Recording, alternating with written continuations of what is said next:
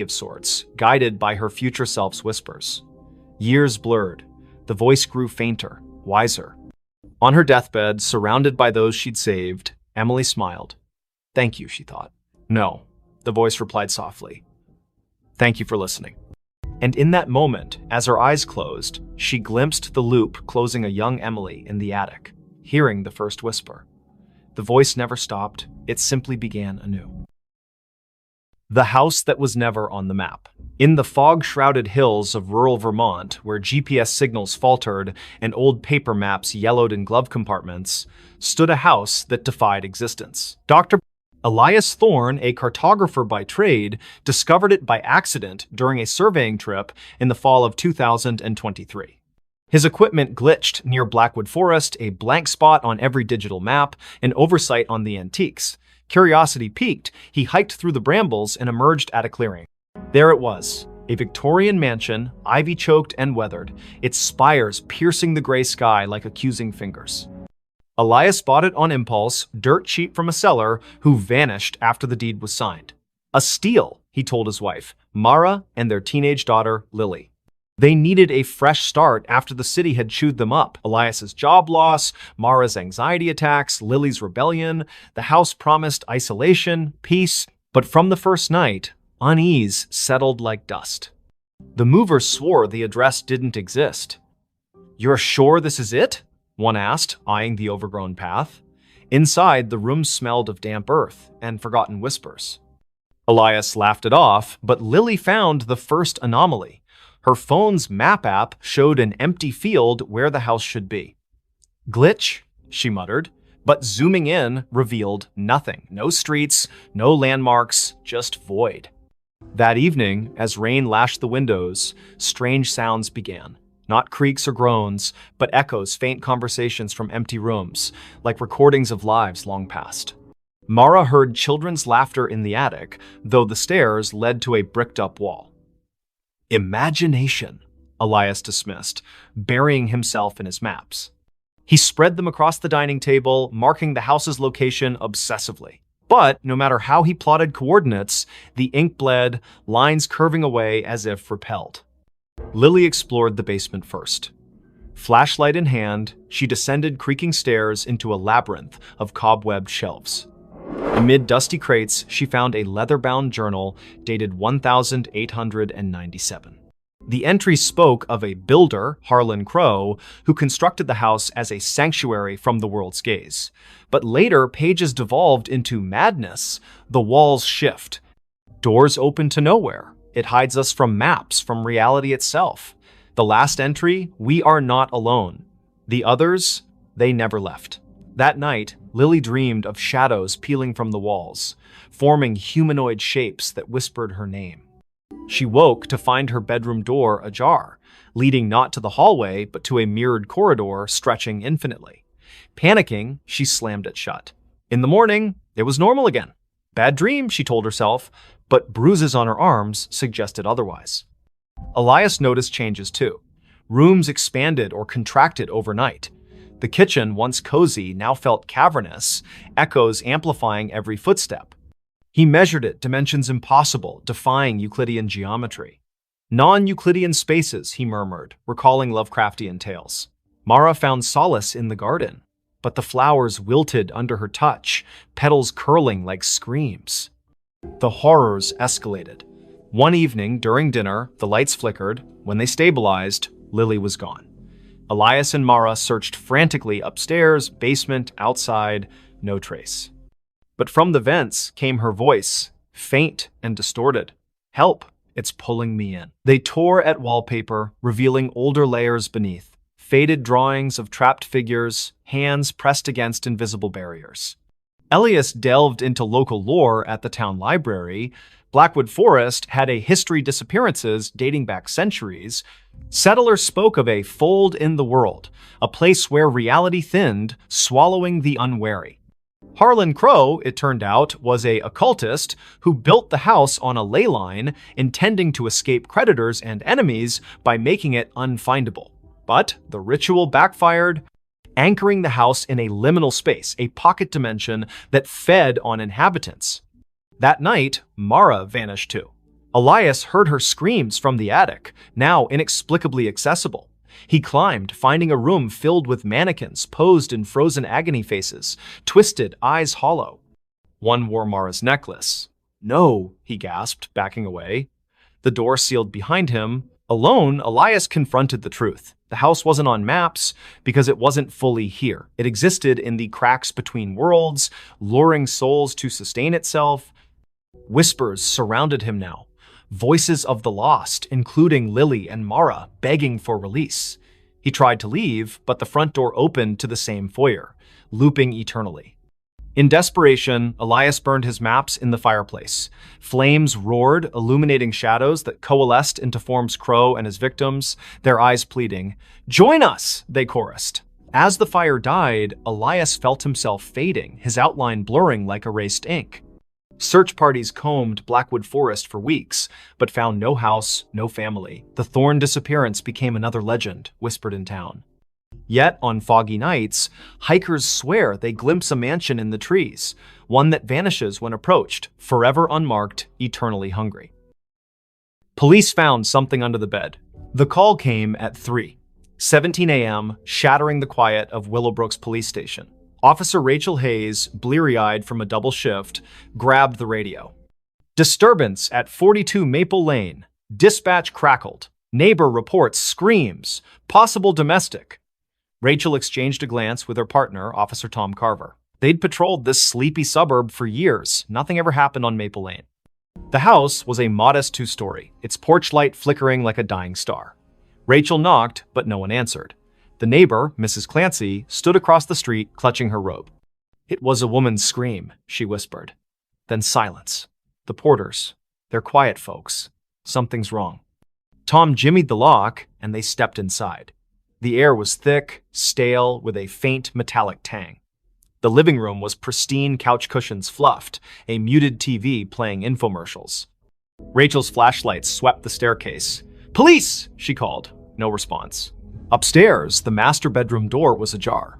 Rachel nudged it open, her hand on her holster. The bed was unmade, sheets tangled like a struggle had occurred. A bedside lamp lay shattered on the floor. Tom checked the closet empty. Rachel crouched, peering under the bed. Her breath caught. "Tom, get over here." Beneath the bed frame, scratched into the hardwood, was a crude pentagram, its lines smeared with something dark and sticky. In its center lay a bundle, wrapped in a stained blanket. Rachel's pulse hammered as she reached for it, expecting a body. Instead, she found a doll crudely stitched, with buttons for eyes and straw poking through seams. Its fabric was damp, reeking of copper. "Blood?" Tom whispered, his face pale. Rachel nodded, bagging the doll as evidence. The radio crackled back up, was 10 minutes out. But the house felt alive, its silence oppressive. A faint scratching came from the walls, rhythmic, like claws on wood. They searched the rest of the house. In the basement, they found Polaroids scattered across a workbench, images of the Porters, Claire and David, smiling at first, then progressively gaunt, eyes hollow. The last photo showed Claire staring blankly, her hands clutching the doll. Scrawled on the back, "It sees us." Rachel's skin prickled. "We need to find them," she said. But Tom pointed to the ceiling. The scratching had moved upstairs. They ascended cautiously, following the sound to the guest room. The door was locked. Tom kicked it open, revealing a small space with a single window, curtains billowing despite no breeze. On the floor lay David Porter, his throat slashed, eyes wide in frozen terror. Claire was gone. Blood trailed from the body to the bed, where the mattress sagged oddly. Rachel lifted it. Underneath, carved into the box spring, was another pentagram, this one larger, its lines pulsing with a faint red glow. The scratching stopped. A whisper slithered from the shadows. "You found me." Tom stumbled back, his gun shaking. Rachel's flashlight flickered, plunging them into darkness. When it snapped back on, the room was empty, David's body gone. Only the doll remained, now lying in the pentagram's center, its button eyes glinting. "Rachel, we need to go," Tom urged, but she couldn't move. The doll's head twitched, turning toward her. A giggle echoed, high and childlike, though no child lived here. The walls seemed to breathe, closing in. Rachel grabbed the doll, intending to secure it, but it burned her hand, leaving a blistered mark Backup arrived, flooding the house with lights and voices, but the evidence was vanishing. The pentagram under the bed was gone, the floor pristine. The doll in Rachel's evidence bag was now just a pile of ash. The photos in the basement? Blank. David's body never reappeared, and Claire remained missing. The official report called it a domestic dispute gone wrong, but Rachel knew better. She couldn't sleep. The giggle followed her home, echoing in her apartment. One night, she woke to scratching under her own bed. Heart pounding, she looked, nothing. But her flashlight caught a faint outline, a pentagram, freshly carved, with a single button eye in its center. The next morning, neighbors reported a scream from Rachel's apartment. Police found her bed empty, sheets tangled. Underneath, a new doll lay, its face stitched to resemble Rachel, its eyes wide and unblinking. The case was closed, another disappearance in Willowbrook. But late at night, officers swear they hear scratching from the evidence room where the doll sits, waiting. She came home, but it wasn't her home. Clara Vance stepped off the Greyhound bus in Hollow Pines, Vermont, her boots crunching on the frost-dusted gravel.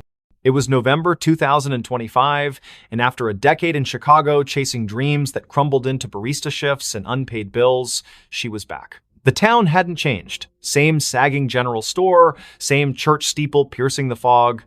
Her childhood home, 17 Birch Road, waited at the edge of town, a two-story relic her mother left her when she passed last year. Clara hadn't been back since the funeral. The key turned stiffly in the lock, the door groaning as if reluctant. Inside, the air was stale, heavy with dust and memory. Clara dropped her duffel bag, expecting the familiar. Creaky floorboards, faded floral wallpaper, her mother's knitting chair by the fireplace. But something was off. The furniture was rearranged chairs, angled wrong, the sofa pushed against the wrong wall. A faint smell of lavender lingered, though her mother hated floral scents. Jet lag, Clara muttered, rubbing her eyes. She'd driven through the night to catch the bus. Exhaustion could play tricks.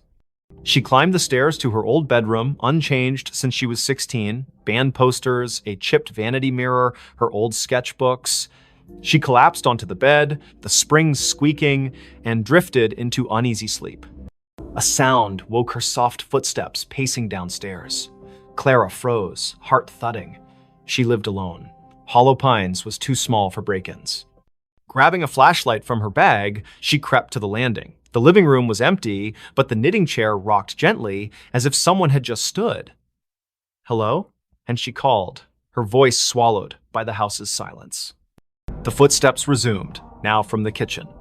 Clara followed, flashlight beam shaking. The back door was ajar, swaying in the wind. She locked it, chalking it up to forgetfulness, but as she turned, her reflection in the kitchen window caught her eye. It didn't move when she did. Her face smiled faintly, then vanished.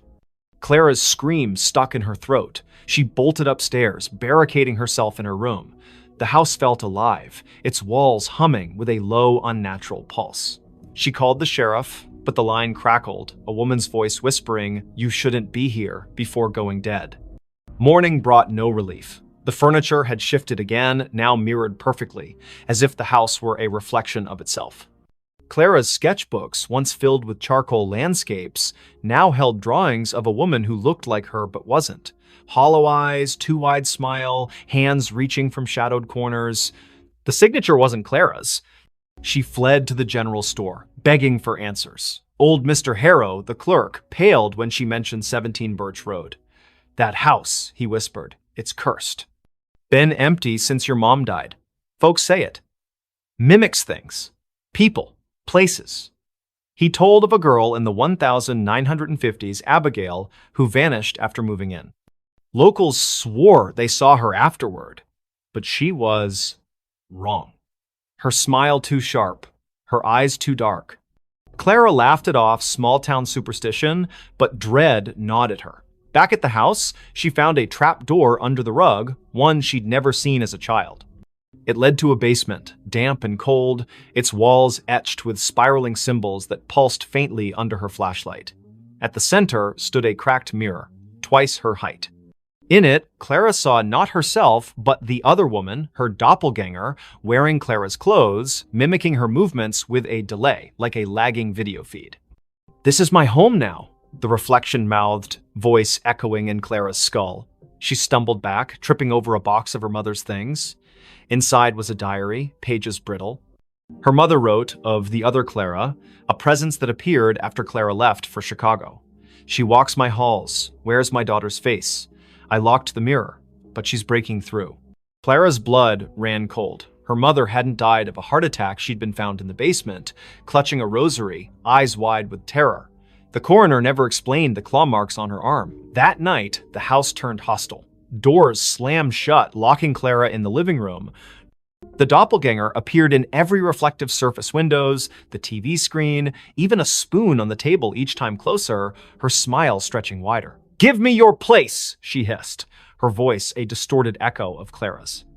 Desperate, Clara smashed the basement mirror, hoping to sever the connection. Shards flew, but the doppelganger laughed, her form coalescing from the fragments into a physical being. It lunged, cold fingers grazing Clara's throat. She fought back, shoving it into the trapdoor, which slammed shut. The house shook, walls cracking as if enraged. Clara fled, never looking back. She hitchhiked to Burlington, renting a motel room. But the nightmare followed. Her reflection in the bathroom mirror flickered, showing the doppelganger's face. On her phone, photos of Hollow Pines showed a house that wasn't there, an empty lot where 17 Birch Road should be. Weeks later, a new family moved into a vacant house on Birch Road. They found Clara's duffel bag, her sketchbooks, but no Clara.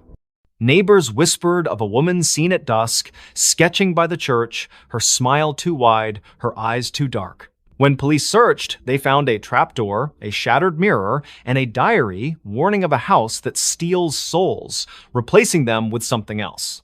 Clara was never found. But in Hollow Pines, they say she still walks, trying to come home to a house that was never hers. That night, the mirror started talking.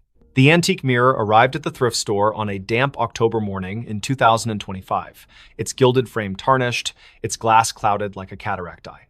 Nora Blake, a 29-year-old artist with a penchant for salvaging broken things, bought it for $10. "It's got character," she told the cashier, ignoring the way his hands shook as he wrapped it. Her apartment in downtown Ashwick, a crumbling mill town, was already a mosaic of thrift finds, chipped teacups, warped books, a clock that ticked backward. The mirror fit right in, hung above her fireplace, reflecting her cluttered living room in muted grays. Nora noticed the oddities that first night.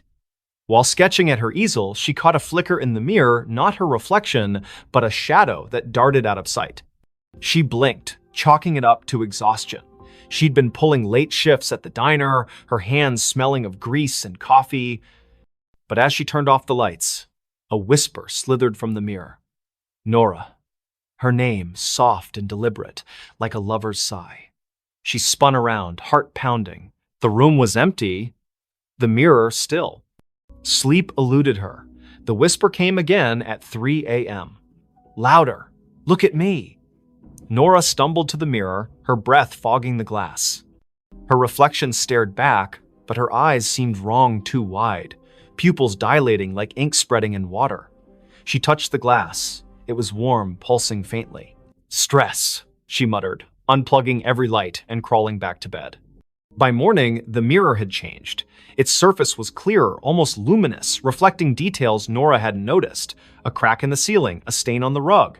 But it didn't reflect her.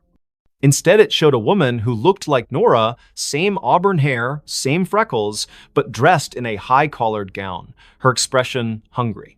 "Stay with me," the woman mouthed, her voice echoing in Nora's skull. Nora covered the mirror with a sheet, but the whispers persisted, seeping through the fabric. "You're mine now." She called her friend Milo, a skeptic who fixed electronics and scoffed at ghost stories. He inspected the mirror, finding nothing, no wires, no speakers. "It's just old glass," he said. But his voice trembled when he noticed the sheet had fallen off, the mirror bare again. That night, Nora dreamed of the woman in the gown. She stood in a candlelit room, walls dripping with black mold, chanting in a language Nora didn't know. The woman's hands reached through the dream, clawing at Nora's chest. She woke gasping, claw marks burning across her ribs. The mirror glowed faintly, the woman's face pressed against the glass from the inside, smiling. Nora researched the mirror's origins. The thrift store had no records, but an old newspaper clipping mentioned a similar mirror owned by Evelyn Crane, an Ashwick heiress who vanished in 1892. Locals claimed Evelyn practiced witchcraft, trapping souls in reflective surfaces to cheat death. Her mansion burned down, but the mirror survived, passing through estate sales, each owner meeting misfortune, suicides, disappearances, madness. Desperate, Nora tried to destroy the mirror.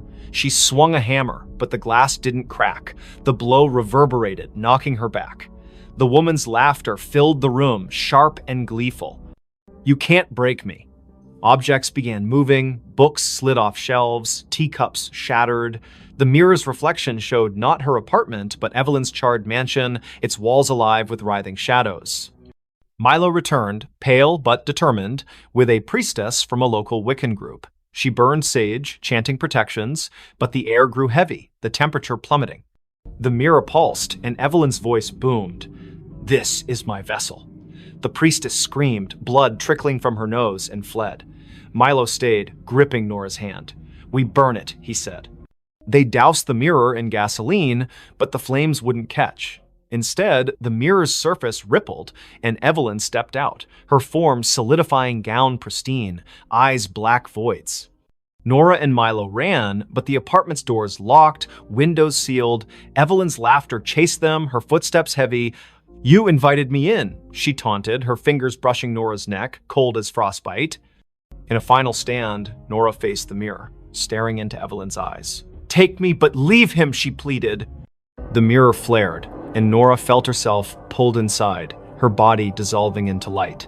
She saw Evelyn's memories, betrayals, rituals, a desperate pact with something ancient. Then, darkness. Milo woke in the apartment, alone. The mirror was gone, the wall bare. Nora's sketchbooks lay open, filled with drawings of Evelyn's face. Police searched, but Nora was another Ashwick disappearance. Milo kept quiet, fearing disbelief, but he never returned to the apartment. Months later, a new tenant hung a cheap mirror above the fireplace. That night, it whispered, "Look at me." And in its reflection, Nora's face appeared, her eyes too wide, her smile not her own. The final note before disappearing. In the sleepy coastal town of Greyhaven, where the Atlantic's waves whispered secrets to the cliffs, the old lighthouse on Widow's Point stood abandoned.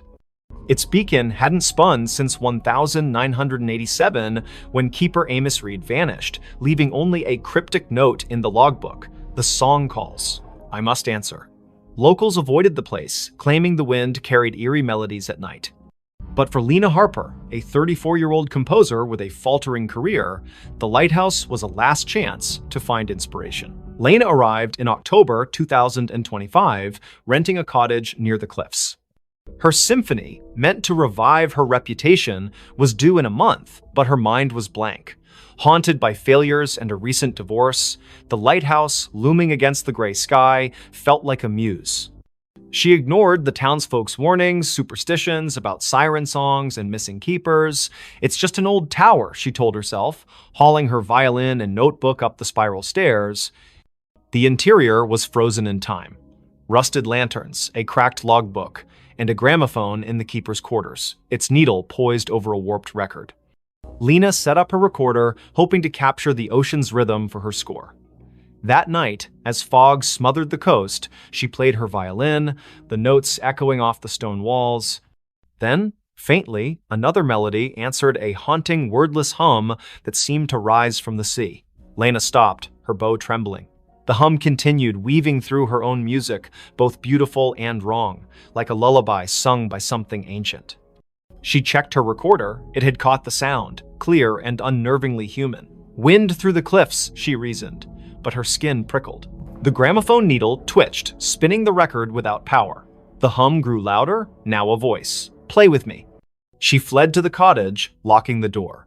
Sleep brought nightmares, shadows with liquid eyes, hands pulling her toward the waves. By morning, her recorder was blank, the haunting melody erased. Desperate for answers, Lena visited the town library, finding records of Greyhaven's lost. Since the lighthouse was built in 1843, 7 keepers had vanished, each leaving a note about a song. The last, Amos, was found days before his disappearance, wandering the cliffs, muttering about her voice. Lena's obsession grew. She returned to the lighthouse, playing her violin to lure the voice. It came stronger, singing in a language she didn't know, yet understood. Finish the song and join us. Her fingers moved unbidden, composing a melody that felt like it belonged to someone else. She scribbled it down a single page, titled The Final Note. It was perfect, her masterpiece, but writing it left her drained, her reflection in the lantern room's glass pale and unfamiliar. That night, the lighthouse shook. The gramophone blared, its records spinning backward, spewing distorted wails. Lena's score glowed faintly on the table, the ink shifting, forming symbols that pulsed like a heartbeat. The voice was inside now. You're mine. Shadows slithered from the walls, their forms humanoid but fluid, eyes glinting like oil slicks. They circled her, humming her own melody. Lena ran, but the stairs looped endlessly, each turn bringing her back to the lantern room. The glass walls reflected not the ocean, but a churning abyss, faces pressing against it. Amos, the other keepers, their mouths open in silent screams. The voice laughed, complete it or stay forever. In a panic, Lena grabbed her score and tore it, scattering the pieces. The shadows shrieked, the lighthouse trembling as if in pain. The gramophone exploded, shards cutting her arms.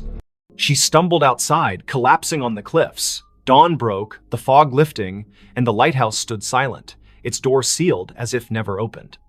Lena fled Greyhaven, her symphony unwritten. She burned her violin, moved inland, and swore never to compose again. But the melody lingered, humming in her dreams. Months later, a package arrived at her new apartment, no sender, no postmark. Inside was a single sheet of music, her handwriting, titled The Final Note. The ink was wet, smelling of salt and decay. She called the Greyhaven sheriff, who sent a deputy to Widow's Point. The lighthouse was empty, the logbook untouched since Amos's note. But on the cliffs, they found Lena's recorder, playing a loop of her voice singing the haunting melody, though she hadn't returned. Her cottage was searched, her belongings were gone, replaced by a single note. The song calls. I answered. Fishermen avoid Widow's Point now. On stormy nights, they hear a violin over the waves, joined by a chorus of voices that never fade. The lighthouse remains dark, but some swear its beacon flickers briefly, illuminating a figure at the edge of the cliff, playing one final note before disappearing into the sea. The hiker saw something he wasn't supposed to see. The Appalachian Trail stretched like a vein through the dense forests of northern Maine, where the trees grew so thick they swallowed sunlight. Ethan Caldwell, a 28-year-old photographer with a taste for solitude, hiked its lesser-trodden paths in September 2025. His goal was simple: capture the untamed beauty of the wilderness for a freelance gig. His backpack held a Nikon, a journal, and enough supplies for a week. He didn't expect company. Most hikers avoided this stretch, spooked by rumors of missing campers and strange lights in the woods. By the third day, Ethan was deep in the forest, miles from any road. The air was crisp, scented with pine and damp earth. He set up camp near a nameless creek, its water black under the canopy. As dusk fell, he noticed an oddity. His compass spun lazily, refusing to settle. Cheap gear, he muttered, relying on his map instead. That night, under a moonless sky, he heard it a low hum, like a distant engine, pulsing through the ground. It wasn't animal, wasn't natural. Curiosity tugged at him. The next morning, Ethan followed the creek upstream, chasing the hum's source. His camera hung around his neck, ready to snap anything unusual. The forest grew denser, the trail vanishing into a tangle of roots and moss. Then he saw it, a clearing, unnatural in its perfection, as if the trees had been pushed back by an invisible force. At its center stood a structure, a stone arch, weathered and covered in glyphs that seemed to writhe under his gaze. It wasn't on any map, and Ethan had never read of ruins in this part of Maine. He raised his camera, snapping photos. The glyphs glowed faintly, a sickly green, though no light source explained it. The hum intensified, vibrating in his chest. Through the arch, the air shimmered like heat rising from asphalt, showing glimpses of a different forest darker, with twisted, leafless trees. Ethan stepped closer, his lens capturing the anomaly. That's when he saw her. A figure stood just beyond the arch, humanoid but wrong, too tall, limbs too long, its face a blur of shadow. It didn't move, yet Ethan felt watched, his skin crawling as if ants marched beneath it. He lowered the camera, and the figure was gone. But when he checked the viewfinder, it was there, closer. Its face now a featureless void with pinprick eyes. His hands shook as he backed away, the hum now a deafening drone in his skull. Ethan ran, branches clawing at his face. His compass was useless, spinning wildly. The forest seemed to shift, paths looping back to the clearing no matter which way he turned. Panic set in as night fell, the hum replaced by whispers his name, spoken in a voice that wasn't human. "You saw," it hissed, echoing from every tree. He stumbled into his campsite, only to find his tent shredded, his journal open to a page he hadn't written, you weren't supposed to see. Desperate, Ethan checked his camera. The photos of the arch were gone, replaced by images of himself hiking, sleeping, eating, taken from angles that meant someone or something had been watching him for days. The last photo showed him standing before the arch, the figure behind him, its long fingers brushing his shoulder. He hadn't felt a thing. He fled toward the nearest ranger station, 20 miles south, using the stars to navigate. But the forest fought him. Roots tripped him, shadows moved against the wind. At dawn, he found a stream and followed it, hoping for salvation. Instead, it led back to the clearing. The arch loomed larger now, the glyphs pulsing red. The figure stood within, motionless, its void face fixed on him. "Join us," the whispers urged, now a chorus. Ethan's legs buckled, his vision blurring. He saw flashes, other hikers, campers, their faces frozen in terror, pulled through the arch into that other forest. His camera grew heavy, the strap tightening like a noose. He tore it off, smashing it against a rock. The whispers screamed, the arch flaring bright enough to burn his eyes. Ethan ran blindly, collapsing hours later near a logging road. A trucker found him, incoherent, babbling about an arch and eyes in the dark. Rangers searched, but found no clearing, no structure. Ethan's camera was gone, his journal blank except for that one scrawled note. Doctors diagnosed exposure and trauma, but Ethan knew better. He moved to a city, avoiding forests, but the whispers followed, faint at first, growing louder each night. You can't unsee. Months later, a hiker found a single photo wedged in a tree on the Appalachian Trail, a grainy shot of Ethan standing before a stone arch, his face pale, eyes wide. Behind him, a figure loomed, its fingers on his shoulder. The hiker burned the photo, fearing it would follow him too.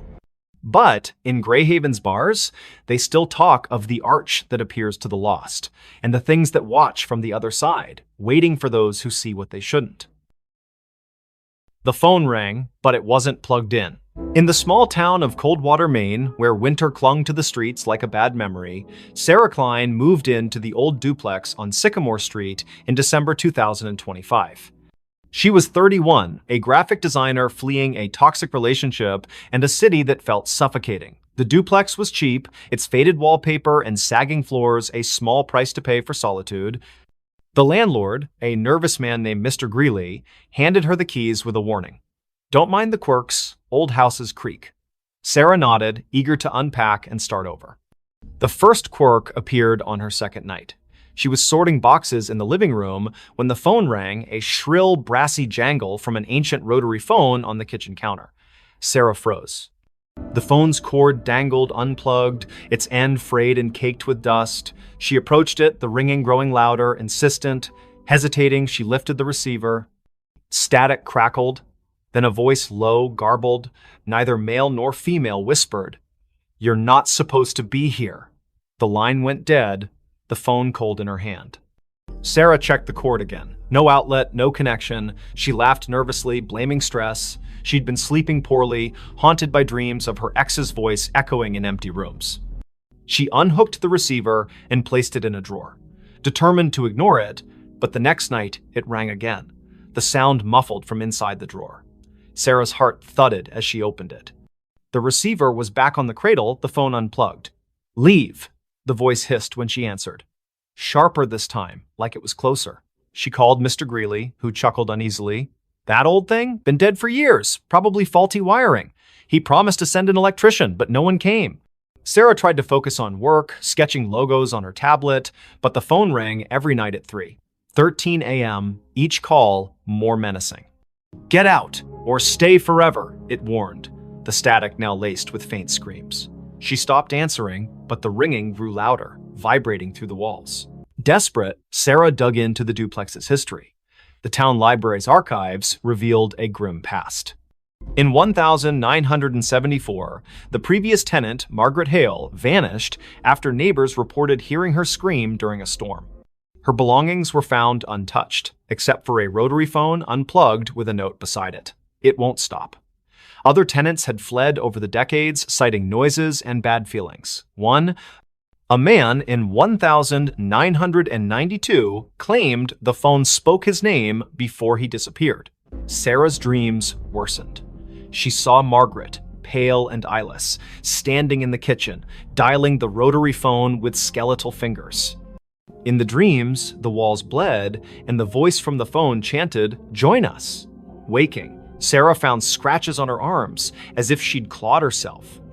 She bought a new phone, a modern cordless one, but it too rang at 3:13 a.m., unplugged, spitting the same garbled voice. She tried to leave, packed a bag, booked a motel, but the duplex's doors wouldn't open, locks jammed, windows stuck, her car keys vanished, reappearing on the kitchen counter beside the rotary phone. In a panic, she smashed the phone with a hammer. The plastic cracked, but the ringing continued, now emanating from the walls, the floor, her own skull. "You can't break me," the voice laughed. Sarah turned to the internet, posting on X about haunted phones in Coldwater. A local, @Maine Mysteries, replied with a thread about Sycamore Street. The duplex was built on a forgotten burial ground, desecrated in the 1800s. Mediums had visited, claiming a presence, something old, something angry, trapped souls of those who lived there, using the phone as a conduit. The thread ended abruptly. The user hadn't posted since. That night, the ringing was deafening. Sarah, sleepless and fraying, answered. The voice was clear now, almost her own. "Look behind you." She spun, seeing nothing but shadows. But in the hallway mirror, a figure stood Margaret, her face a rotting mask, her hands reaching through the glass. Sarah screamed, dropping the receiver. The lights flickered, and the air grew heavy, smelling of wet earth and decay. She barricaded herself in the bedroom, but the walls pulsed, whispering her name. The phone, shattered, reassembled itself on her nightstand, ringing relentlessly. In a final act of defiance, Sarah burned sage, chanting prayers she half remembered from childhood. The ringing stopped, replaced by a howl that shook the duplex. The mirror cracked, and Margaret's form lunged, cold fingers grazing Sarah's throat. Sarah blacked out. She woke at dawn, sprawled on the kitchen floor, the phone silent, its cord still unplugged. The doors opened easily now. She fled, leaving everything behind. The motel clerk in the next town swore she checked in alone, but Sarah felt watched, the voice's echo lingering in her ears. Weeks later, a new tenant moved into the duplex. They found a rotary phone, pristine, on the counter. That night, it rang, unplugged, whispering a new name. In Coldwater, they don't talk about Sycamore Street anymore. But those who pass the duplex at 3:13 a.m. hear it, a faint brassy jangle, and a voice that begs, "Answer me." They dug up the backyard. In the quiet suburb of Elmwood, where picket fences and manicured lawns defined normalcy, the Hargrove family moved into 23 Oak Lane in the spring of 2025. The house was a steal, a charming craftsman with a sprawling backyard, snapped up after the previous owners vanished without a trace. Jenna Hargrove, a single mother of 37, saw it as a fresh start for her and her 12-year-old son, Lucas. The realtor glossed over the prior owner's disappearance, blaming financial troubles. Jenna, eager to escape her own past, didn't press. The backyard was Lucas's favorite part. Overgrown with wildflowers and shaded by an ancient oak, it begged for exploration. He wanted to build a treehouse, so Jenna hired a local landscaper, Mr. Polk, to clear the tangle of weeds and level the ground. Polk, a grizzled man with eyes like chipped flint, hesitated. "Folks say this yard's bad luck," he muttered, glancing at the oak. "Last owners dug here. Never seen again." Jenna laughed it off small-town gossip. The digging began on a Saturday, the air thick with the scent of turned earth. Lucas watched from the porch, sketching the oak in his notebook. Polk's crew unearthed roots and rocks, but by noon, they hit something hard. A metallic clang echoed as a shovel struck a rusted box the size of a small coffin, buried 3 feet down. Polk pried it open, revealing a collection of bones, human, weathered, and arranged in a spiral. A cracked locket lay at the center, its photo faded but showing a woman with hollow eyes. Jenna called the police. Sheriff Tate arrived, his face grim. "Not the first time," he said, bagging the bones. He wouldn't elaborate, but Lucas overheard him whisper to a deputy about the Oak Lane curse. The bones were sent for analysis, and digging stopped. That night, the house felt different. The air was heavy, the silence oppressive. Lucas woke to scratching beneath his bedroom floor, like nails clawing wood. "Mice," Jenna reassured him, but her voice wavered. The next day, Lucas found his sketchbook open to a new drawing, not his. The oak was depicted, its branches twisting into faces, their mouths open in silent screams. Jenna, pale, insisted it was a prank, but Lucas noticed her hands trembling. That evening, the backyard changed. The wildflowers wilted, their petals blackening. The oak's shadow seemed to stretch too far, pooling like ink across the lawn. At midnight, the scratching returned, now from the backyard. Lucas peered out his window and froze. The oak's branches swayed, though no wind stirred. Figures moved in the shadows, vague, humanoid shapes that flickered like bad film reels. He woke Jenna, who saw nothing but felt a chill that wasn't there before. "We're leaving tomorrow," she promised. But the car wouldn't start in the morning, its battery drained. Sheriff Tate returned with news. The bones were over a century old, likely from a family that lived on the land in the 1870s. They'd vanished after digging a well under the oak, leaving behind rumors of a deal with something in the earth. The locket's photo matched a missing woman, Eliza Marrow, rumored to have practiced rituals to bind the land. Tate warned Jenna to stay out of the backyard, but Lucas couldn't resist. He sneaked out at dusk, drawn to the oak. The ground where the box was found had shifted, forming a shallow pit. Inside, the locket lay again, open, its photo now clear Jenna's face, not Eliza's. Lucas screamed, dropping it, the ground pulsed, and a voice whispered from the pit, "You dug too deep!" Jenna found him, dragging him inside. The house locked itself, doors jammed, windows sealed. The scratching became a pounding, shaking the walls. Shadows oozed from the floorboards, forming shapes with too many limbs, their eyes glinting like wet stones. "Give us the boy," they hissed, their voices a chorus of gravel and wind. Jenna clutched Lucas, barricading them in the bathroom. She burned sage, a trick from her grandmother, but the smoke curled into symbols matching those on the locket. The shadows laughed, their forms pressing against the door. In desperation, Jenna grabbed a kitchen knife and carved a circle around them, chanting half-remembered prayers. The pounding stopped, but the air grew colder, the shadows retreating to the backyard. At dawn, the doors opened. Jenna and Lucas fled to a motel. Sheriff Tate searched the house, finding nothing. No locket, no pit, just fresh dirt under the oak, as if untouched. The Hargroves never returned. The house was sold again to a young couple who ignored the rumors. They started digging for a garden, and the oak's shadow grew longer. Weeks later, a neighbor reported screams from 23 Oak Lane. Police found the couple's car running, doors open, but no trace of them. In the backyard, a new locket lay under the oak, its photo showing Lucas, his eyes hollow. At night, Elmwood residents hear scratching from the earth, and those who pass the house swear the oak's branches move, reaching for something only they can see. The smile in her last photo. In the sleepy town of Willow Creek, nestled between rolling hills and a sluggish river, Mia Reynolds was known for her photography. At 27, she had a knack for capturing the soul of her subjects' families, weddings, even the town's annual fair. Her studio on Main Street was cluttered with vintage cameras and Polaroids pinned to corkboards. But in November 2025, Mia took a photo that would haunt Willow Creek forever. It started with a commission from the town's historical society. They wanted shots of the old Grayson Manor, a crumbling estate on the outskirts, abandoned since the 1940s. Rumors swirled about its last resident, Evelyn Grayson, who vanished after a fire gutted half the house. Locals whispered of her ghost, a pale figure seen in the manor's broken windows, smiling. Mia, a skeptic, saw it as a chance to boost her portfolio. She arrived at the manor on a foggy afternoon, her Nikon slung around her neck. The air was heavy, smelling of damp wood and something sour like rotting flowers. The manor loomed, its spires jagged against the gray sky, windows like empty eyes. Inside, dust motes danced in her flashlight's beam, illuminating peeling wallpaper and charred furniture. Mia snapped photos, the click of her shutter echoing in the silence. In the upstairs parlor, she found a cracked vanity mirror, its surface clouded but oddly warm to the touch. As she framed a shot, her camera's viewfinder flickered, showing not the room, but a woman pale, with long dark hair, wearing a tattered dress. Her smile was too wide, stretching beyond human limits, her eyes black voids. Mia gasped, lowering the camera.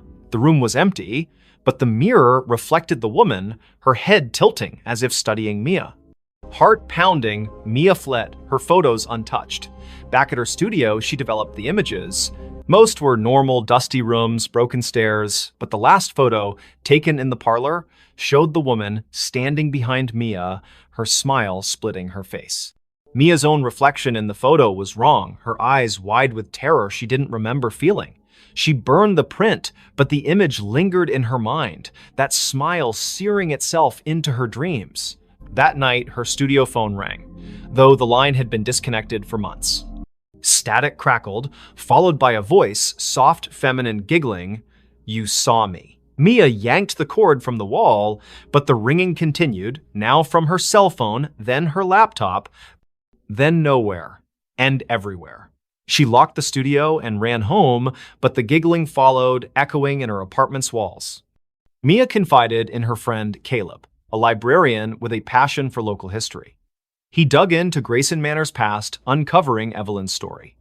In 1943, Evelyn, a recluse, was suspected of occult practices. Neighbors reported strange lights and chants from the manor. The night of the fire, Evelyn was seen smiling through the flames, unharmed, before vanishing. Her last photo, taken days earlier, showed that same unnatural smile, her eyes black as ink. Caleb warned Mia to stay away, but she couldn't. The manor pulled her back, her camera heavy in her hands. She returned at dusk, the air colder, the manor darker. In the parlor, the mirror glowed faintly, and the woman Evelyn stepped out, her form flickering like a bad signal. "Take my picture," she whispered, her voice in Mia's skull.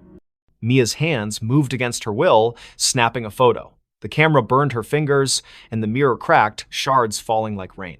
Mia ran, but the manor's doors slammed shut, trapping her. Shadows writhed, forming figures with Evelyn's smile, their mouths stretching impossibly wide. "You're part of me now," they chanted, their voices a chorus of giggles. Mia's camera flashed on its own, each shot showing her own face, morphing, her smile widening, her eyes darkening. Caleb found her car outside the manor the next day, the doors locked, her camera inside. The last photo showed Mia, her face unrecognizable, smiling that same grotesque smile. The manor was empty, no trace of her. Caleb burned the camera, but the giggling followed him home, echoing from every reflective surface, mirrors, windows, even his glasses. Willow Creek sealed the manor, but Mia's photos began appearing around town, tacked to lampposts, slipped under doors. Each showed her with that smile, her eyes black, standing in places she'd never been. Those who kept the photos heard the giggling, saw her in their mirrors. The town stopped taking pictures, afraid of what their cameras might capture. But at night, in Willow Creek's quiet streets, some swear they see Mia smiling, her camera flashing, waiting for someone new to see her last photo. A child's cry in an empty house. In the forgotten outskirts of Dunhaven, a Rust Belt town where factories stood like tombstones, the house at 9 Hollow Road was a local legend. Its windows were boarded, its paint peeled like dead skin, and its yard was a jungle of thorns. No one had lived there since the 1980s, when the Miller family vanished, parents, 2 kids gone overnight. The only trace was a child's shoe found in the attic, stained with something the police never identified. In November 2025, Nora Ellis, a 34-year-old true crime podcaster, saw the house as her next big story.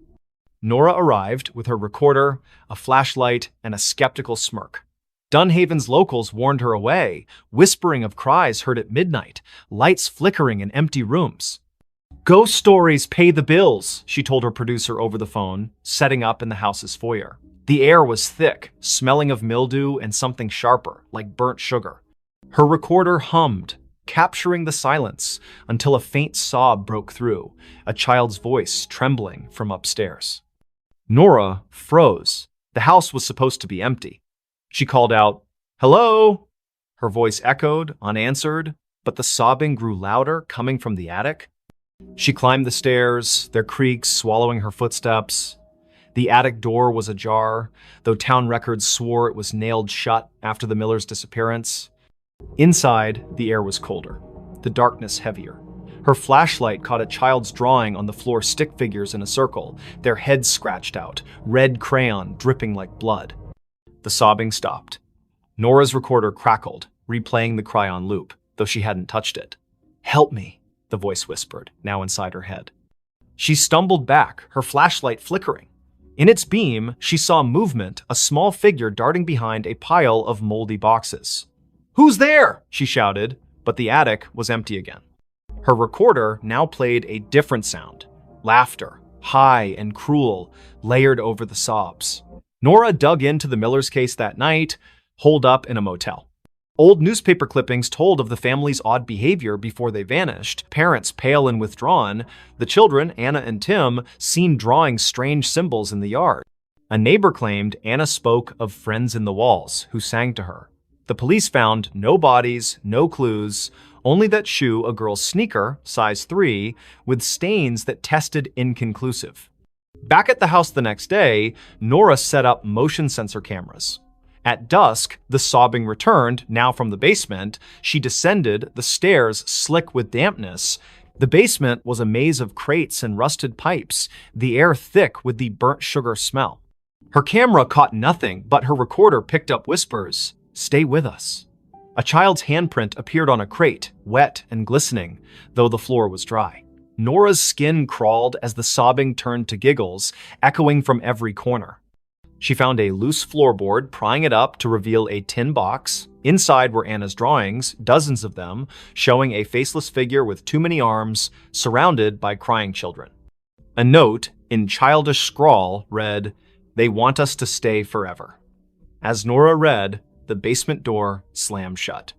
Her flashlight died, and the giggles became screams. Not a child's, but something older, hungrier. "You found us," it hissed. Nora's cameras failed, their footage corrupted, showing only static with faint outlines of a child's face, eyes black. She ran, but the house seemed to shift, hallways looping, doors leading back to the basement. In the attic, the drawings had multiplied, covering the walls, now depicting Nora alongside the faceless figure. Her recorder played her own voice, screaming, though she hadn't opened her mouth. Desperate, she smashed a boarded window, crawling into the thorn-choked yard. The cries followed, now outside, circling her. She stumbled to her car, driving to the motel, but the rearview mirror showed Anna's face, her eyes hollow, her mouth a gaping smile. Nora swerved, nearly crashing, and the face vanished. The next day, she returned with a priest, Father Daniels, who paled at the house's threshold. "This isn't a haunting," he whispered. "It's a trap." He sprinkled holy water, but it hissed, evaporating on the floor. The cries erupted, shaking the walls, and the priest fled, clutching his cross. Nora stayed, recording one last episode.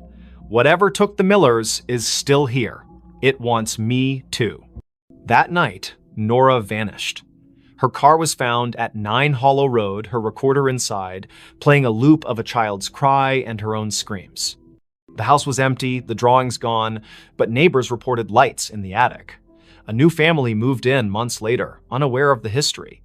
Their daughter found a shoe in the attic, Nora's stained with something red. At midnight, they heard it, a child's cry echoing from an empty house, calling them to stay. The elevator never stopped on the same floor. In the heart of Ashwood City, where skyscrapers cast long shadows over neon-lit streets, the Crestview Towers stood as a relic of faded glory.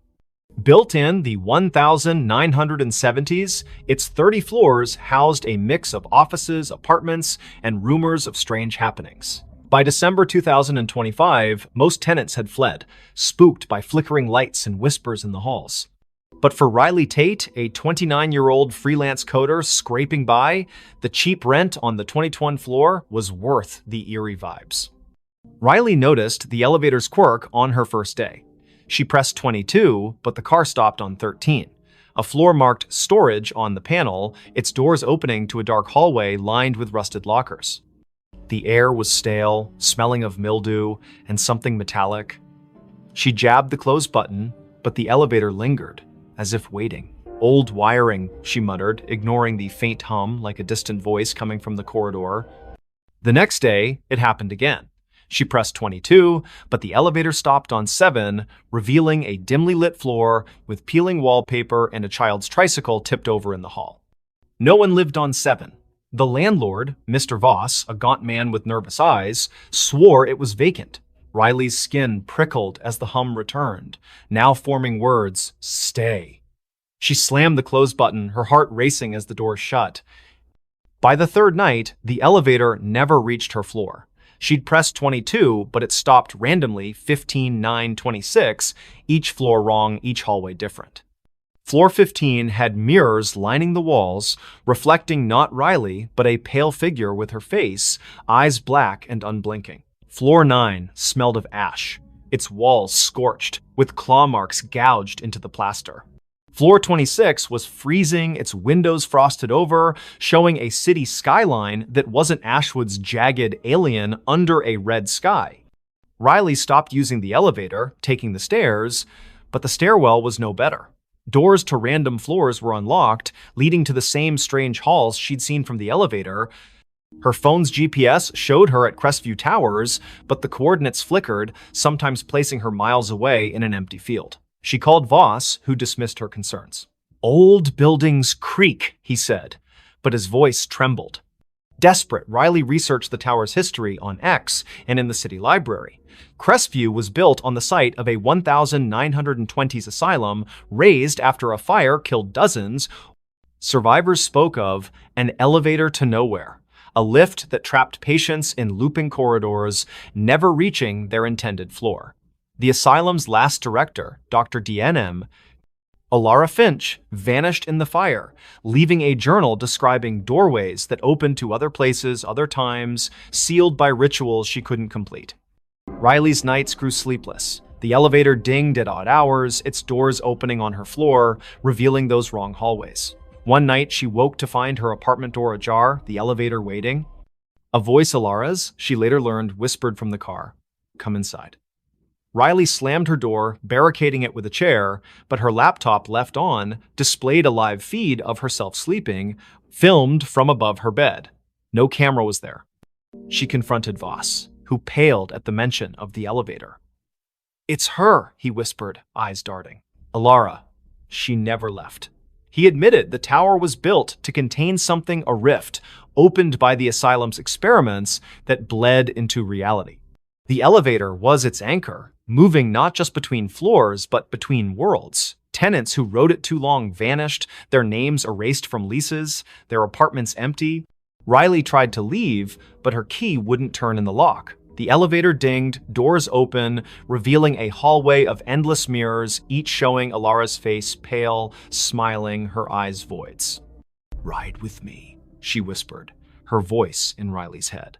Riley ran to the stairwell, but it looped back to the elevator, the car waiting like a predator. In a final stand, Riley entered the elevator, clutching a knife. She pressed every button, hoping to break the cycle. The car lurched, stopping on no floor marked on the panel. The doors opened to a void black, endless, filled with whispers. Alara stood there, her form flickering, her hands reaching. Riley slashed wildly, the knife passing through air, but the elevator shook, sparks flying, the doors shut, and the car plummeted. Riley woke in her apartment, the elevator silent, her knife was gone, her hands bloodied. She fled Crestview Towers, never returning. The landlord reported her missing, but her apartment was empty, her name gone from the lease. Months later, a new tenant rode the elevator to 22. It stopped on 13, the doors opening to a hallway where Riley stood, her eyes black, whispering, "Stay." The elevator still runs in Crestview Towers, never stopping on the same floor twice. Tenants avoid it, but some nights it calls, its ding echoing through empty halls, inviting the unwary to ride where no one returns. Knock from the invisible. In the remote village of Thornwick, nestled deep in the fog-drenched valleys of upstate New York, the old Whitaker cottage stood alone at the edge of Blackthorn Woods. Its clapboard walls sagged and its windows were clouded with grime, yet it drew Clara Wren, a 32-year-old writer seeking solitude to finish her novel. In January 2026, she rented the cottage, ignoring the locals' warnings about its history. "People don't stay long," the grocer said, his eyes darting to the woods. "It knocks, and then it takes." Clara dismissed it as folklore. The cottage was perfect, isolated, cheap, with a stone fireplace and a view of snow-laden pines. She unpacked her laptop, notebooks, and a thermos of coffee, settling into a rhythm of writing by day and stoking the fire by night. But on her third night, as a storm howled outside, she heard it, 3 sharp knocks on the front door. The sound was deliberate, heavy like a fist on wood. She froze, her pen hovering over the page. The door was locked, the windows shuttered. She called out, "Who's there?" No answer. The wind screamed, but the knocks came again, 3, slow, from the door. Clara grabbed a flashlight and peered through the peephole. Nothing but swirling snow. She opened the door, heart pounding, but the porch was empty, the snow undisturbed, no footprints, no tracks. The knocks returned the next night, now from the bedroom wall. 3, always 3, rhythmic and insistent. Clara checked every inch of the cottage attic, crawl space, even under the floorboards. Nothing. Her phone had no signal, the Wi-Fi dead. She drove to town, asking about the cottage's past. The librarian, an elderly woman named Mrs. Hale, paled. "The Whitakers," she whispered. "They built it in 1890. All 5 vanished by 1893. Neighbors heard knocking before each one disappeared. They called it the Invisible." Clara scoffed but bought salt and sage, sprinkling the former around doors and burning the latter, as Mrs. Hale suggested. That night, the knocks moved to the ceiling, louder, shaking dust from the beams. "Let me in," a voice whispered, soft and genderless, seeping from the walls. Clara's flashlight caught movement, a shadow darting across the room, formless yet heavy like a weight in the air. She screamed, barricading herself in the bathroom, but the knocks followed, now inside the mirror, the glass rippling like water. She found a diary under a loose floorboard the next day, its pages brittle, written by Eliza Whitaker. "The invisible comes at night," it read. "It knocks to be let in, but it's already here. It wants a vessel." The last entry was scrawled, "I let it in. God forgive me." Clara's hands shook. The diary mentioned a ritual salt and blood to banish it, but warned of a cost. It takes what you love most. That evening, the knocks were everywhere. Walls, windows, even her laptop screen. The air grew thick, smelling of wet earth and decay. Clara's flashlight died, and the fire dimmed, casting shadows that moved against the light's logic. She poured salt in a circle, pricking her finger to drip blood, as the diary instructed. The knocks stopped, replaced by a wail that shook the cottage, windows cracking. The shadow coalesced, a formless mass with eyes like burning coals hovering outside her circle. "You can't keep me out," it hissed, its voice in her skull. Clara chanted the ritual's words, her voice breaking. The shadow lunged, but the salt flared, repelling it. The cottage trembled, beams groaning as the shadow screamed, dissolving into the floor. Silence fell, heavy and wrong. Clara fled at dawn, leaving everything: laptop, clothes, her unfinished novel. She drove to a motel, but the knocks followed, faint at first, tapping her car's dashboard, then her motel mirror. She burned the diary, hoping to sever the tie, but the ashes formed 3 knocks on the table. Her phone, offline, played a recording of her own voice. "Let me in." Thornwick's sheriff searched the cottage, finding no trace of Clara. Her car was found in the woods, empty, with salt scattered across the seats.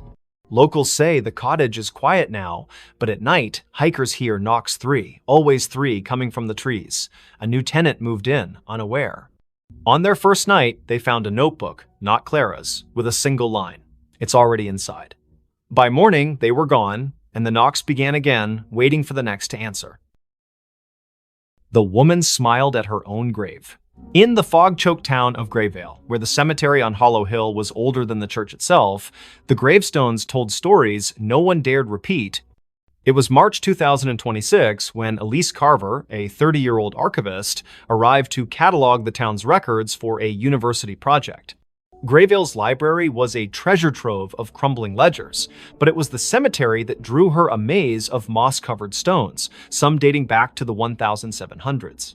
Locals avoided it, whispering of a woman seen wandering among the graves, smiling at one in particular.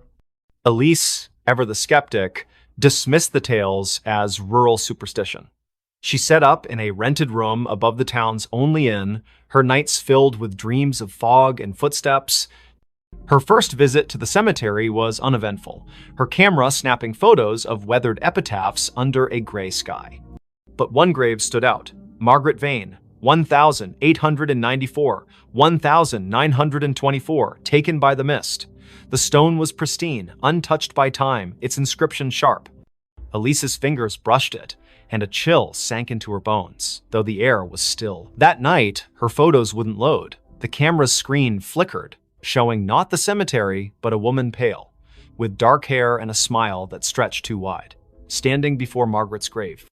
Elise's heart pounded. She hadn't seen anyone there. She deleted the image, but her laptop crashed, rebooting to a desktop wallpaper of the same woman smiling directly at her. The innkeeper, Mrs. Dowell, noticed Elise's unease at breakfast. "You've been to Hollow Hill," she said, her voice low. "Don't go back. Margaret doesn't like visitors." She spoke of 1924, when Margaret Vane, a recluse, was found dead in her home, smiling, with no cause of death. Days before, she'd been seen at her own grave, digging in the dirt, her smile unnerving witnesses. Since then, those who lingered at her grave vanished, their names added to the cemetery's mistaken stones. Elise, stubborn, returned to the cemetery. The fog was thicker, curling like fingers around the graves. She found Margaret's stone again, now surrounded by fresh dirt, as if someone had dug and refilled it. Her camera clicked, but the lens caught a shadow moving behind her, a woman, her dress tattered, her smile a slash of white. Elise spun, finding nothing but fog. Her recorder, left running, picked up a whisper: "You're mine." Back at the inn, Elise's dreams turned vivid. Margaret stood at her grave, smiling, her eyes black voids.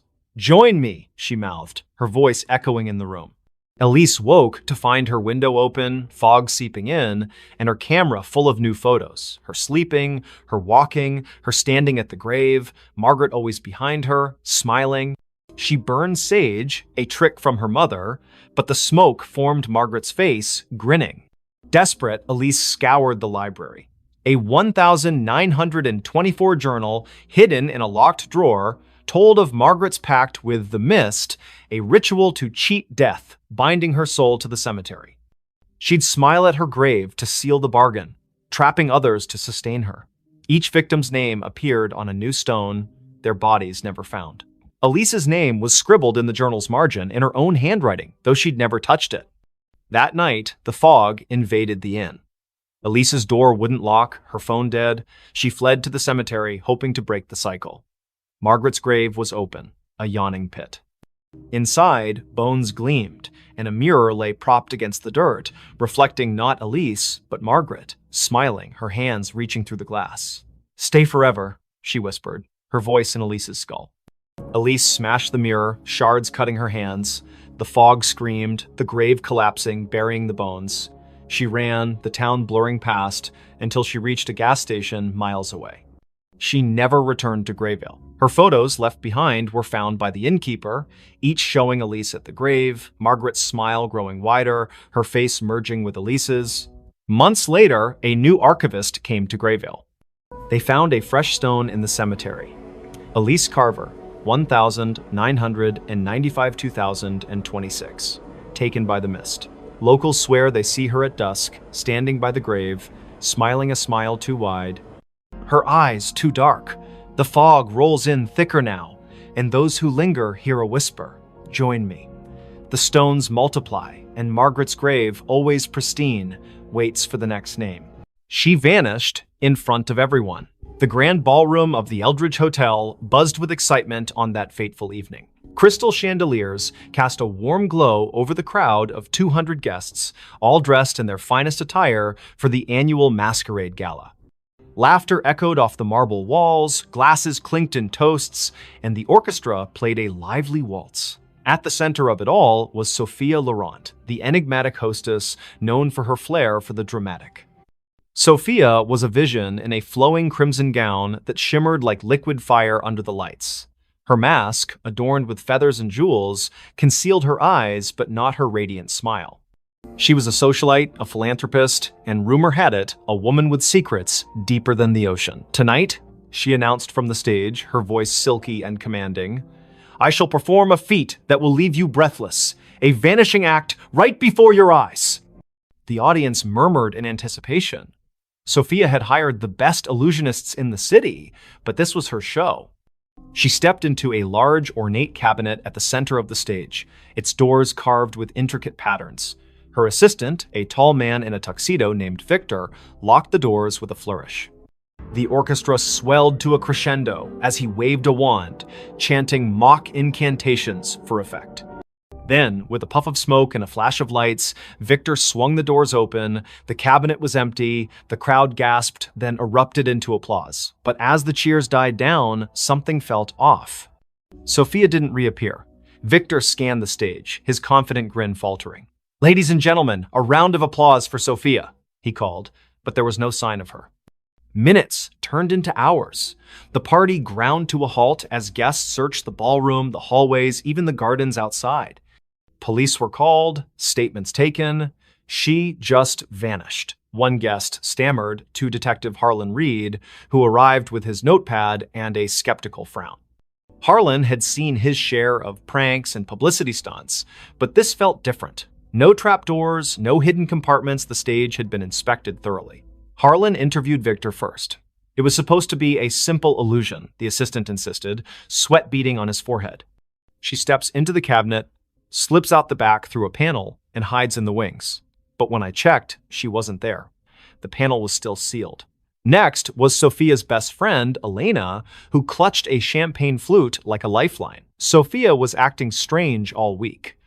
She kept talking about escaping the illusions of life. I thought it was just her poetic nonsense, but last night she gave me this. Elena handed over a small antique locket. Inside was a faded photograph of a woman who looked eerily like Sophia, dated 1923.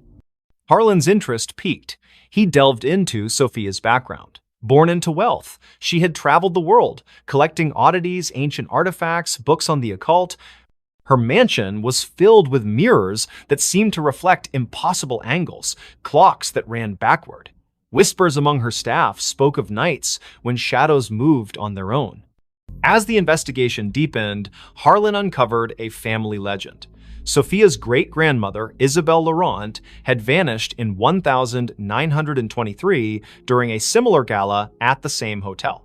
Witnesses swore she stepped into a mirror and never came out. The case was unsolved, dismissed as a hoax, but Sophia had been obsessed with it, spending fortunes on psychics and historians. That night, Harlan returned to the ballroom alone. The lights were dim, the stage empty. He approached the cabinet, running his fingers over its carvings. They depicted swirling portals, figures dissolving into mist. On impulse, he opened the doors and stepped inside. The air grew cold, a whisper brushing his ear. "Find me." He spun around, but the doors had shut. Panic surged as the world blurred. When he burst out, the ballroom looked different. Dustier, the chandeliers tarnished. A newspaper on the floor read, 1923 Gala Mystery, Hostess Disappears. Harlan's heart raced. This wasn't possible. He rushed to the mirror at the back of the stage, the same one from the old photographs. In its reflection, he saw not himself, but Sophia, her hand outstretched. "The veil is thin here," her image mouthed silently. "I've been waiting." Sophia's vanishing wasn't an act, it was a curse. The Laurent women were bound to a temporal loop, pulled into echoes of the past during moments of high emotion. Isabel had discovered it first, trying to break free but trapping herself. Sophia, learning the truth, had orchestrated the gala to draw attention, hoping someone would follow. Harlan reached toward the mirror, his fingers passing through like water, reality warped. He emerged in 1923, face-to-face with Isabel, who gasped. "You're from the future?" she asked. Together, they pieced it together. The cabinet was no ordinary prop, it was a relic from an ancient cult designed to bridge timelines. To escape, one had to anchor themselves with a personal token, the locket. Harlan, with Elena's locket in hand, chanted the incantation inscribed inside. A vortex opened, pulling him back, but he wasn't alone. Sophia materialized beside him, gasping for air, her gown disheveled. Back in the present, the crowd had dispersed, but Elena waited. Sophia embraced her friend, tears streaming. "I saw it all, the past, the echoes. I almost didn't make it back." The police called it a hoax, but those who knew the truth kept silent. Sophia retired from the spotlight, donating the cabinet to a museum with a warning. Some illusions are doors best left closed. Yet, on quiet nights, guests at the Eldridge swear they see a woman in crimson vanishing into mirrors, a reminder that some mysteries defy explanation. And Harlan? He carries the locket always, just in case. That voice never stopped. In the quiet suburb of Willow Creek, where maple trees whispered secrets to the wind, lived Emily Carter, a 32-year-old librarian with a penchant for forgotten novels and herbal tea. Her life was orderly books, shelved by genre, days mapped out in planners until the voice began. It started subtly, one rainy afternoon in her attic apartment. Emily was sorting through old vinyl records when a soft murmur echoed in her mind. "Turn left at the corner." She froze, glancing around the empty room. No radio, no neighbors audible through the thin walls. Shaking it off as fatigue, she continued her day. But the voice persisted. That evening, as she walked home from the library, it whispered again. "Cross the street now." She obeyed instinctively, and seconds later, a speeding cyclist barreled past where she'd been standing. Her heart pounded. Coincidence? Or something more? By morning, the voice was a constant companion. "Don't eat the yogurt, it's spoiled." Sure enough, the carton smelled off. "Call your sister, she needs you." Emily dialed, and her sister Sarah answered in tears, her job lost, spiraling into despair. The voice guided Emily through comforting words, turning the call into a lifeline. At first, Emily embraced it. "Guardian angel," she joked to herself, researching auditory hallucinations online. But doctors found nothing wrong. No tumors, no schizophrenia markers. Stress-induced, one psychiatrist said. Yet the voice grew bolder, more insistent. "Go to the park at dusk, bench by the fountain." Emily complied, curiosity overriding caution. There, an elderly man sat, clutching a faded photo. The voice urged, "Ask about his daughter." The man, Mr. Harlan, poured out his story, a child lost decades ago in a hit and run. Emily's questions led to a breakthrough.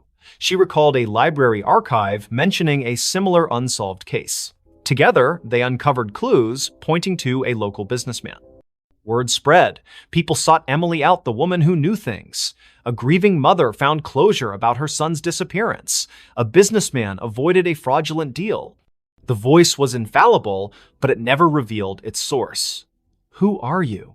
Emily pleaded silently one night, staring at her reflection. "A friend," it replied, warm yet distant. As months passed, the voice's demands escalated. "Break into the old warehouse on Elm Street." Emily hesitated this crossed lines, but visions flooded her. A kidnapped child hidden there. She went, heart racing, and found the boy, alerting police anonymously. Heroic, yet terrifying. The voice was reshaping her life, pulling her from quiet anonymity into shadows of danger. Then came the nightmares. Emily dreamed of a car crash, twisted metal screams, her own face behind the wheel. Waking in sweat, she demanded answers. "Tell me the truth!" The voice sighed. "I am you, Emily, from the future." Disbelief shattered her, but fragments aligned. The crash in her dreams? A memory, not a premonition. In 2047, Emily would invent a neural implant for time echo communication, sending warnings back to prevent tragedies. But a glitch trapped her consciousness in a loop, echoing eternally to her past self. The voice never stops because you never let it, it explained. I chose this to save lives, to rewrite fates. But the cost, isolation, madness creeping in. Emily recoiled. Was her life a puppet show? She tried ignoring it, drowning it with music, pills, but it persisted. Save the girl on the bridge tonight. Defiant, she stayed home. The next day's news. A suicide off the Willow Creek Bridge. Guilt crushed her. Resigned, Emily accepted her fate. She became a vigilante of sorts, guided by her future self's whispers. Years blurred. The voice grew fainter, wiser. On her deathbed, surrounded by those she'd saved, Emily smiled. Thank you, she thought. No, the voice replied softly. Thank you for listening. And in that moment, as her eyes closed, she glimpsed the loop closing a young Emily in the attic, hearing the first whisper. The voice never stopped, it simply began anew. The house that was never on the map. In the fog-shrouded hills of rural Vermont, where GPS signals faltered and old paper maps yellowed in glove compartments, stood a house that defied existence. Dr. Elias Thorne, a cartographer by trade, discovered it by accident during a surveying trip in the fall of 2023. His equipment glitched near Blackwood Forest, a blank spot on every digital map, an oversight on the antiques. Curiosity piqued, he hiked through the brambles and emerged at a clearing. There it was, a Victorian mansion, ivy-choked and weathered, its spires piercing the gray sky like accusing fingers. Elias bought it on impulse, dirt cheap from a seller who vanished after the deed was signed. A steal, he told his wife, Mara, and their teenage daughter, Lily. They needed a fresh start after the city had chewed them up. Elias's job loss, Mara's anxiety attacks, Lily's rebellion. The house promised isolation, peace, but from the first night, unease settled like dust. The movers swore the address didn't exist. You're sure this is it? One asked, eyeing the overgrown path. Inside, the room smelled of damp earth and forgotten whispers. Elias laughed it off, but Lily found the first anomaly. Her phone's map app showed an empty field where the house should be. Glitch, she muttered, but zooming in revealed nothing. No streets, no landmarks, just void. That evening, as rain lashed the windows, strange sounds began. Not creaks or groans, but echoes, faint conversations from empty rooms, like recordings of lives long past. Mara heard children's laughter in the attic, though the stairs led to a bricked-up wall. Imagination, Elias dismissed, burying himself in his maps. He spread them across the dining table, marking the house's location obsessively. But no matter how he plotted coordinates, the ink bled, lines curving away as if repelled. Lily explored the basement first. Flashlight in hand, she descended creaking stairs into a labyrinth of cobwebbed shelves. Amid dusty crates, she found a leather-bound journal dated 1897. The entry spoke of a builder, Harlan Crow, who constructed the house as a sanctuary from the world's gaze. But later, pages devolved into madness. The walls shift. Doors open to nowhere. It hides us from maps, from reality itself. The last entry, we are not alone. The others, they never left. That night, Lily dreamed of shadows peeling from the walls, forming humanoid shapes that whispered her name. She woke to find her bedroom door ajar, leading not to the hallway, but to a mirrored corridor stretching infinitely. Panicking, she slammed it shut. In the morning, it was normal again. Bad dream, she told herself, but bruises on her arms suggested otherwise. Elias noticed changes too. Rooms expanded or contracted overnight. The kitchen, once cozy, now felt cavernous, echoes amplifying every footstep. He measured it, dimensions impossible, defying Euclidean geometry. Non-Euclidean spaces, he murmured, recalling Lovecraftian tales. Mara found solace in the garden, but the flowers wilted under her touch, petals curling like screams. The horrors escalated. One evening, during dinner, the lights flickered. When they stabilized, Lily was gone. Elias and Mara searched frantically upstairs, basement, outside, no trace. But from the vents came her voice, faint and distorted. "Help! It's pulling me in." They tore at wallpaper, revealing older layers beneath. Faded drawings of trapped figures, hands pressed against invisible barriers. Elias delved into local lore at the town library. Blackwood Forest had a history of disappearances dating back centuries. Settlers spoke of a fold in the world, a place where reality thinned, swallowing the unwary. Harlan Crow, it turned out, was an occultist who built the house on a ley line, intending to escape predators and enemies by making it unfindable. But the ritual backfired, anchoring the house in a liminal space, a pocket dimension that fed on inhabitants. That night, Mara vanished too. Elias heard her screams from the attic, now inexplicably accessible. He climbed, finding a room filled with mannequins posed in frozen agony faces, twisted, eyes hollow.